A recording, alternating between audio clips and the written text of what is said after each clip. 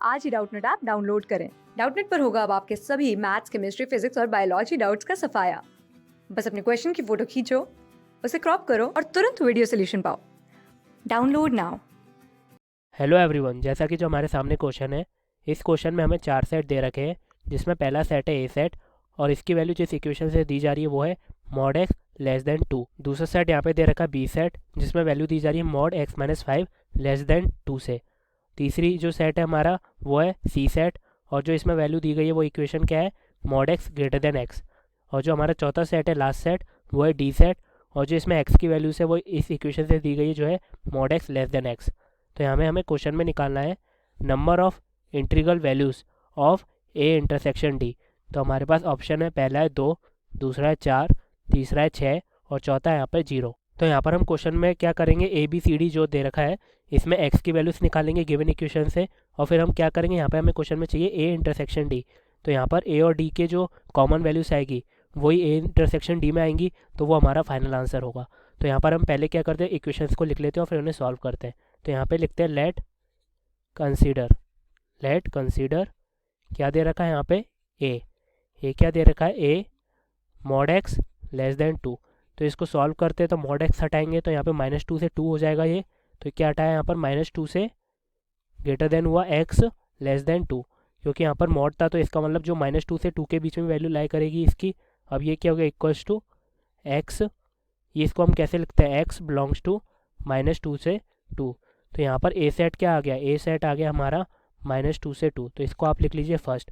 अब यहाँ पर बी को सॉल्व करते हैं, तो बी हमें दे रखा है यहाँ पर क्वेश्चन में, इसको ऐसे लिखते हैं बी इक्वल्स टू एक्स, और बी का जो दे रखा है mod X minus 5 less than equal to 2। अब क्या करते हैं, हम यहाँ से मॉड हटाते हैं, तो मॉड हटाएंगे तो यहाँ पर -2 भी आ जाएगा उसका। तो यहाँ क्या लिख सकते हैं, एक्स -2 किससे less than equal to X minus 5, और ये लेस देन इक्वल टू 2। तो यहाँ पर अब क्या करते हैं, यहाँ पर जो -5 है इसको दोनों साइड ले जाते हैं, तो क्या हो गया, एक्स और -2 + 5 क्या हुआ 3 less than equal to X, और ये लेस देन इक्वल टू 2 + 5 7। तो यहाँ पर हम कैसे लिख सकते हैं, बी एक्स, और ये क्या हो गया, एक्स बिलोंग्स टू इंक्लूड जो होगा इंक्लूड ब्रैकेट होगा तो 3 7।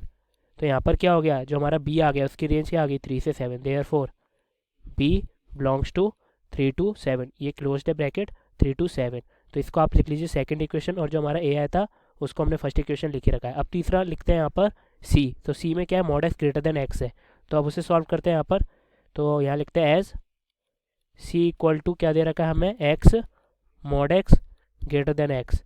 तो यहाँ पे मॉड एक्स सॉल्व करेंगे ग्रेटर देन एक्स के लिए, तो क्या हो गया, तो इसका मतलब क्या हो गया, एक्स की हमेशा नेगेटिव वैल्यू होगी तभी वो एक्स से बड़ा होगा मॉड एक्स। तो यहाँ पर हम क्या लिखेंगे, देयरफॉर सी, और यहाँ पर मॉड हटाया तो यहाँ पर क्या हो गया, एक्स ऑलवेज लेस देन 0। जैसे आप ले लीजिए -1, जब हम -1 लेंगे तो यहाँ पर 1 हो जाएगा मॉड, तो 1 हमेशा -1 से बड़ा होगा। तो हमेशा नेगेटिव वैल्यू लेंगे तो उससे हमेशा उसकी पॉजिटिव वैल्यू बड़ी होगी, इसलिए एक्स लेस देन 0 आ गया। तो ये हो गया क्लोज। तो हमारा जो यहाँ पर सी आ गया वो क्या आ गया, देयरफॉर जो सी आ गया बिलोंग्स टू हो गया यहाँ पर -∞ से 0। ये हो गया आपकी थर्ड इक्वेशन।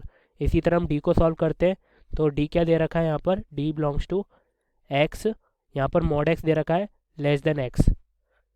तो mod x less than x है वो तो कभी पॉसिबल ही नहीं हो पाएगा, क्योंकि आप कोई भी नेगेटिव पॉजिटिव लीजिए, यदि इक्वल टू होता तो एक्स की एक वैल्यू एग्जिस्ट भी करती। यहाँ पर कोई वैल्यू एग्जिस्ट ही नहीं करेगी, तो हम यहाँ पर पहले मॉड हटाते हैं, फिर वहाँ पर लिखेंगे हम -x लेस देन, ये किससे आएगा, x लेस देन x। ये तो कभी पॉसिबल ही नहीं है, तो यहाँ पर क्या होगा, देयरफॉर एक्स किसके बराबर होगा, 5 के, क्योंकि कोई वैल्यू एग्जिस्ट नहीं करती। तो यहाँ पर क्या लिखेंगे, देयरफॉर जो डी हो गया वो क्या हो गया हमारा 5। इसको आप लिख लीजिए फोर्थ इक्वेशन। अब हमें क्वेश्चन में क्या चाहिए, हमें क्वेश्चन में चाहिए ए इंटरसेक्शन डी। तो यहाँ पर ए और डी के जो वैल्यूज है उसमें कॉमन वैल्यू निकालते हैं। तो क्या लिखेंगे, 10 ए इंटरसेक्शन डी किसके बराबर हो गया, हमारे पास ए की क्या रेंज दे रखी थी, ए की थी -2 से 2। तो यहाँ पर लिखते हैं वो -2 से 2, और ये किसके इंटरसेक्शन 5। तो हमारा जब इन दो में इंटरसेक्शन निकालेंगे -2 से 2 से और 5 में, तो कोई भी वैल्यू नहीं आएगी कॉमन, क्योंकि यहाँ पर कोई वैल्यू है ही नहीं दूसरे सेट में। तो हमारा आंसर क्या हो गया, 5। तो क्या लिख सकते हैं, देयरफॉर ए इंटरसेक्शन डी बराबर 5। तो इसका मतलब कोई भी इंटीग्रल वैल्यू नहीं ए इंटरसेक्शन डी में, तो क्या लिख सकते हैं, 10 no integral value exist in A intersection D.